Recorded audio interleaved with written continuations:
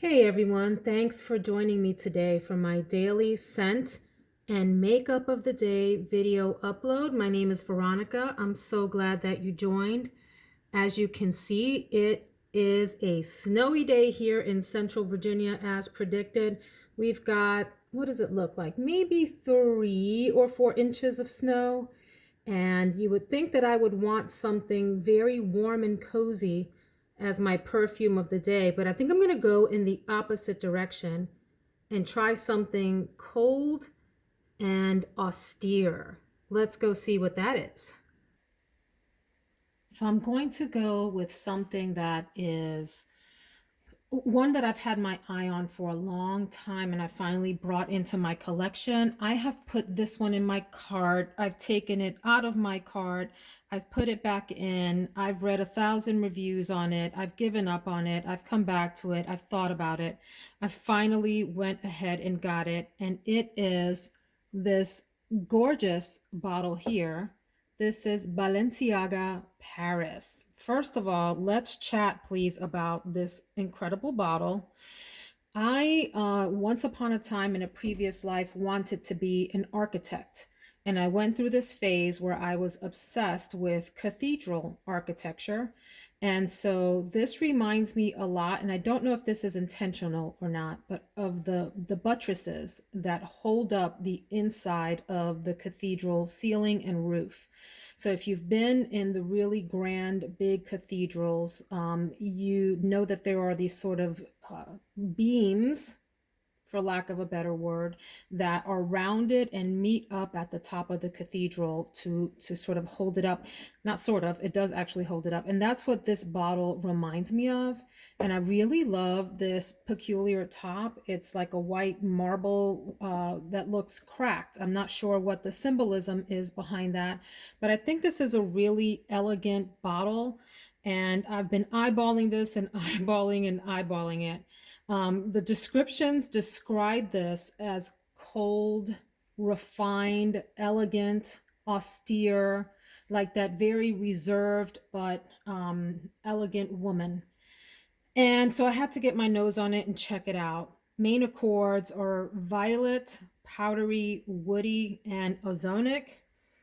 And I think that's right on. It gives me Ice Queen vibes. So it's great for this snowy, gray winter day where everything's quiet on outside and I just want to be inside taking care of, I don't know what, chores, reading, anything inside, enjoying the cold of the outside, but through the windows, if that makes sense. I have to say that upon initial spray, this gave me immediate Bottega Veneta vibes. It has a leathery opening, even though I don't think that's a note in here. Let me check out the notes before I keep talking. Come on. So this here, Balenciaga Paris, sorry, is described as a chypre floral, but it's not a romantic floral fragrance, according to the perfumer. It's created with a dose of the urban and the traditional with nuances of metal effects, which I think is where that sort of cold feeling comes from. It's definitely not a warm fragrance. Its composition is characterized as a chypre floral with accentuated violet. The effect it leaves is not powdery, as it usually does in other compositions, but violet leaves are put in the front plan so the fragrance receives light, fresh, and natural nuances. I think that is actually right on. So the violet is very prominent in this scent, and the other notes are violet leaf, carnation, cedar, and patchouli. So it's a very simple yet elegant and refined composition. It's not noisy or messy or complicated in any way. So like I said, even though there isn't any leather in this, on initial spray, it is very, very close to the Bottega Veneta leathery kind of smell. And I will say as it started to dry down, it reminded me of, and I only have a little one of this, Whispers in the Library by Maison Margiela out of their replica line, Whispers in the Library. So it's this subdued, very subtle scent, though it holds its own on you. This is not something I would wear if I want to be noticed. This is something if I want to smell very nice, put together, reserved, and would like people to acknowledge maybe that I smell smell good, but I don't want them sniffing on me all day. Really pretty, elegant fragrance. In fact, as it dries down, it's kind of a combination of the dry down of Bottega Veneta and the dry down of Whispers in the Library. So to have a little bit of fun with this, I am going to layer just a little bit on my wrist just to play with it. And I've already tried to do this, so I can give you a sense of what that does. I am on my right wrist going to layer with Tom Ford's Soleil Neige. And on my left wrist, I'm going to layer with Tom Ford's Velvet Orchid. So these are both classified as oriental floral fragrances. The reason that I'm doing the Soleil Neige on the right, very lightly spritzed over a base of the Balenciaga Paris, is because I want to see how the bergamot and the carrot seeds at the top and those white florals in the middle, the white flowers, the orange blossom, etc., interact with the Balenciaga and help to keep it cool and austere, but also give it a little bit more complexity and depth than it currently has. And on my left wrist with the Velvet Orchid, I'm wanting to warm Balenciaga Paris up just a notch with some of the top notes here that are rum and honey, just delicious notes in any kind of fragrance. And that middle note of orchid, that heliotrope, and that magnolia in the middle, and a little bit of the base that has myrrh and sandalwood and vanilla. And I've already done that. I've spritzed just a little bit of each of these on top of the Balenciaga on the wrists. And I can tell you that they both deepen up the Balenciaga in very different ways. This one makes it just a little bit more sort of juicy and deep and floral. And this one, sorry, Whispers in the Library, didn't mean to hurt you there. The Soleil Neige does keep the Balenciaga cool. It even sort of kicks up that metallic coolness even more, but deepens it with some of the notes that are in here. So that's Balenciaga Paris. This is just a gorgeous bottle.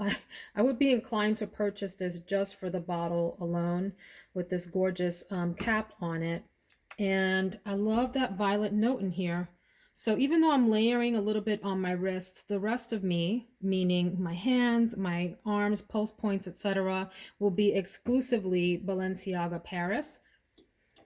Oh, I just love it. It is a very elegant scent. Great for that Ice Queen vibe. I could see any of those characters in movies that have those big white flowing gowns and the crowns and so forth, and they're on top of a mountaintop overlooking their snowy kingdom. This would be a great fragrance for that type of character in a movie or a play. Let's go check out the makeup of the day for this snowy day.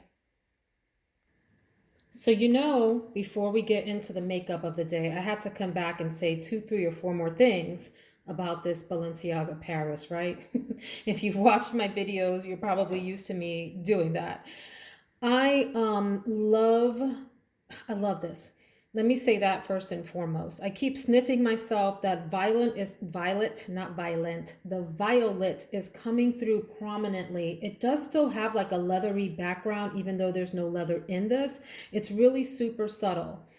And I think it's beautiful and refined is the word that comes to back, like nicely composed, just enough in it to keep you sniffing and wondering and wanting more without getting too in your face or being overt. So it's in some ways like a shy but elegant fragrance. It reminds me of, what is the gentleman's name that was on that show? Is it Tim Gunn? The clothing designer, the way that he would carry himself in the shows. I forget what the name of that show was. But anyway, you know the character that I'm talking about. His suits were always just very well tailored. He was always well mannered, really kind. And I imagine, even though this is supposed to be a feminine fragrance, that he would wear something like this and smell fantastic. And so if you can imagine the female form of that, or also that ice queen that I mentioned, it could work in either one of those scenarios. Oh, just a really, really beautiful scent. And I do also love that velvet orchid mixed with it, or layered on top of it rather. And let me check out the Soleil Neige.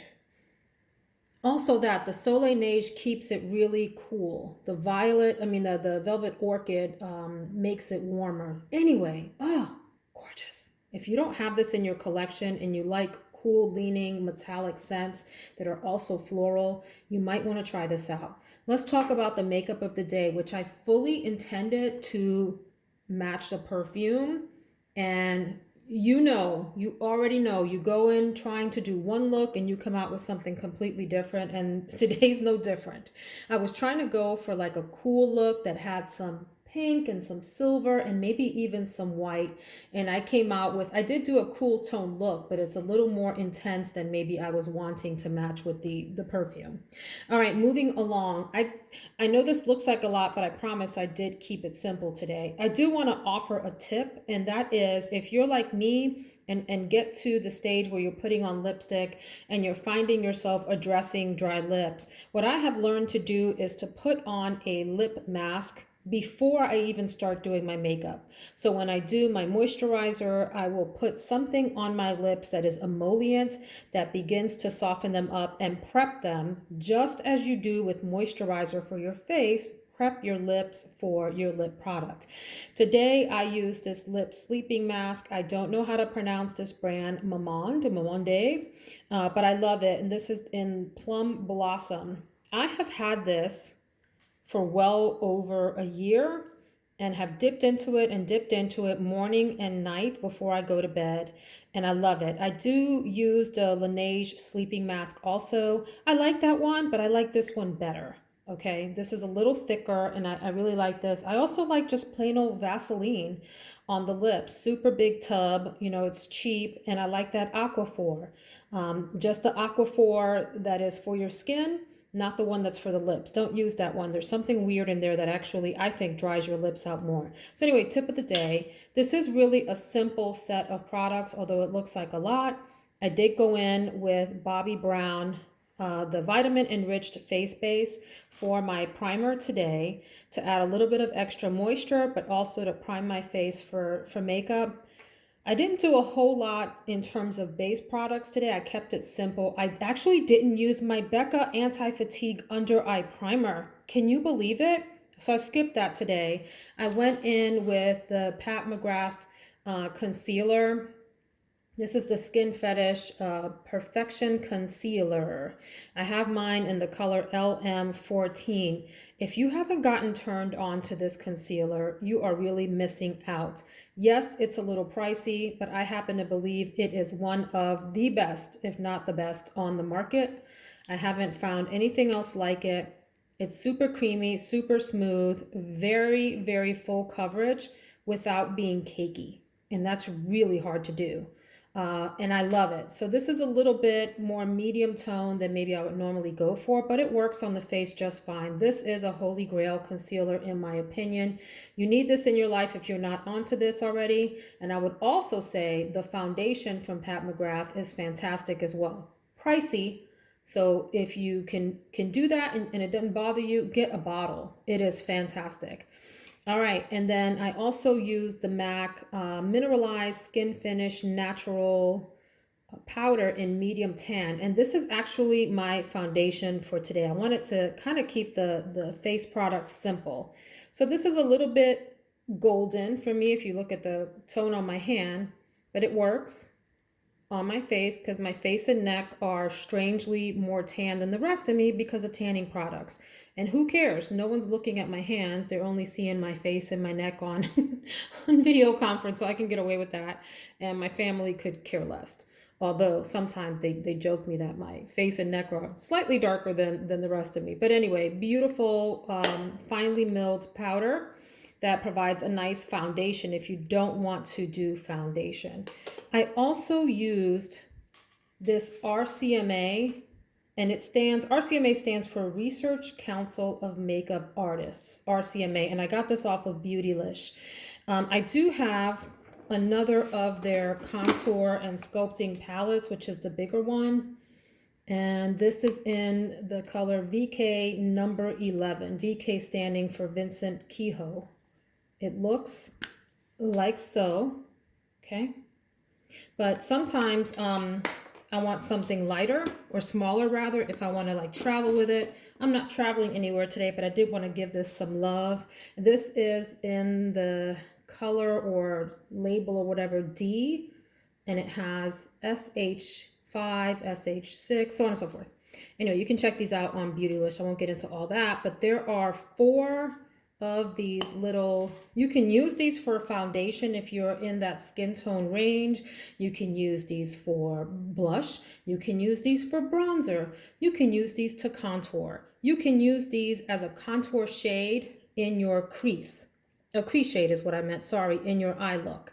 So you'll see that there are different tones. This one is, for example, very warm, and then this one is cooler. You can mix and match. This is great to travel with. It's like a waxy consistency that really behaves very well when you use your fingers with it. That to me is the key, because your fingers help to warm up the product. In fact, I applied this to my face today just with my fingers. I didn't use any kind of brush. You can use a brush, but these work great with your finger. I did use this all around my face as a bronzer.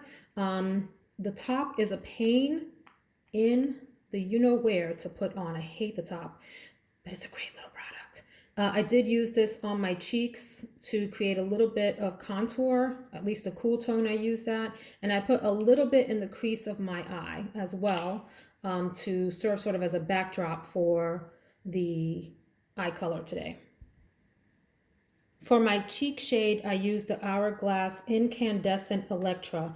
I really like this shade. It is a pinky, peachy, color on that leans cool, and you can build this up, which is what I like. You can be subtle with it, or you can build it up on your cheek. It looks much better on the cheek than on my hand, and it looks better than the camera's picking up is what I'm trying to say. I can't put my words together today. Maybe I need another cup of coffee. On my eyelashes, I did the Lash Sensational Full Fan Effect from Maybelline. Great drugstore option. I think I've shared with everyone before that these kinds of brushes are not my favorite, these mascara wands. I like a big hourglass brush that can grab the sides of my eyelashes and lift them along with the middle. This one tends to almost exaggerate that the sides of my eyelashes are lower than the middle, if that makes sense. Maybe I'm supposed to brush it up like that. I'm not sure. If anyone has any tip for using these kinds of wands, please drop it in the comments below. I would love to hear it. Anyway, great drugstore option. It does perform well, despite the fact that the wand isn't my absolute favorite. On my eyebrows, I'm using the much loved, as you can see from everything falling off here, the Gimme Brow, what are you called? The Volumizing Fiber Gel in the color 3 from Benefit. What this does is this itty bitty tiny wand. It does have like fibers in it that you can brush through your eyebrows to thicken them up, which I did. So rather than sculpt, meaning add in a bunch, in the middle where my the eyebrows meet sort of the edge of my nose. I'm not describing that well. I just went in with this to accentuate what I do have. Okay. On the lips, before I go into the palette for today, I went through 2 lip liners, and let me explain why. You'll know when I go into the palette, you'll understand what I mean. But I started with the Pat McGrath Permagel Ultra Lip Pencil in the color Buff, which is really kind of pink toned. And so for my face, my skin tone, my lip shape, I need for the liner to be a little darker than my lip to give some dimension. Otherwise, it looks really weird on me when they're too close together. So I did that first and then regretted it because I went in with this NYX Minimalism. It's called the color Minimalism. NYX, what kind of makeup on you? It's just a creamy lipstick line. Minimalism. The number is 615A. I don't like the way that looked on my lip. It's kind of hard to describe, but it was like almost too pink. This is a purpley pink color, leans very cool. The lipstick, I wanted something a little bit more defined. So I ended up going in with the Rimmel Addiction, and it's the number 18, Addiction Full Color Lip Liner, Exaggerate Full Color Lip Liner from Rimmel. I wanted something just a little bit darker. Yeah, so you see how that is deeper and darker than the buff from Pat McGrath and helped to give my lips a little bit more definition than that other one did. So these colors worked well together, and this one leans cool, whereas this one leans warm. So something about that wasn't working together. And I used the Becca, I love the Becca lip glosses, you guys. This is Glow Gloss. And I can't see what the color is, or maybe that is the color, Glow Gloss, but it's a Becca lip color, and it's got this really, can you see that kind of sheen in it? It's a little bit darker than my lip color, which I know most people don't like. You want to put really a lighter color on your lips than for lip gloss than you do for your lipstick. But this somehow works for me. It kind of deepens up the look in a nice way, and it goes really well with that Rimmel Addiction lip liner. So then on my eyes, I used the Anastasia Jackie Aina palette. Let me take a second to talk about Anastasia because I have a love-hate relationship with her palettes. When I first got into makeup, I was into the Anastasia palettes because all of the YouTubers were just raving and raving about them and how you had to have this one and you had to have that one. So I purchased Sultry, I purchased Soft Glam, and I purchased one other whose name I can't remember right this second.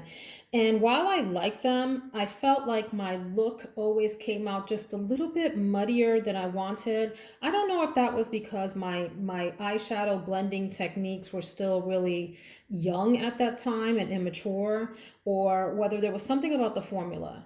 So I would say that I like the Anastasia palettes and they perform fine. I found that they didn't last the longest throughout the day.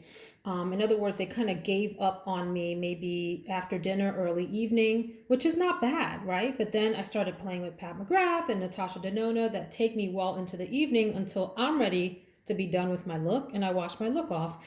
And so I had that comparison point. And then two other things. One is I'm not so in love with the shimmers and metallics in the Anastasia palettes. I find that you have to amp them up with a fixant, a primer, a prep and prime kind of thing like from MAC. A setting spray or something, wet them, etc., for them to really have their full glory. The other thing is I got a lot of fallout then with the shadows that had any kind of shimmer, metallic bits and pieces, and they have a bit of a chunkier formula than Natasha Denona and Pat McGrath. And even like Sydney Grace, which I think is right up there with those other two. So Anastasia is not my favorite brand. Let me be clear. I ended up giving away the palettes, although I do still have Soft Glam and want to play with that a little bit more. I have that in my palette of travel palettes. That didn't make sense. I have that in my drawer. I have that in my drawer of travel palettes because I do like the colors in it. I did give away Sultry and whatever the other one was, that the name that I can't remember. And I got this Jackie Aina palette because it was so raved about. Now, people talk about the packaging being really glamorous. I think it's okay. Nothing wrong with it. No complaints about it. I don't understand why it was pointed out as something so spectacular. It's just like a faux leather look. So anyway, that's my own, personal thing. It's okay. And then here's the palette.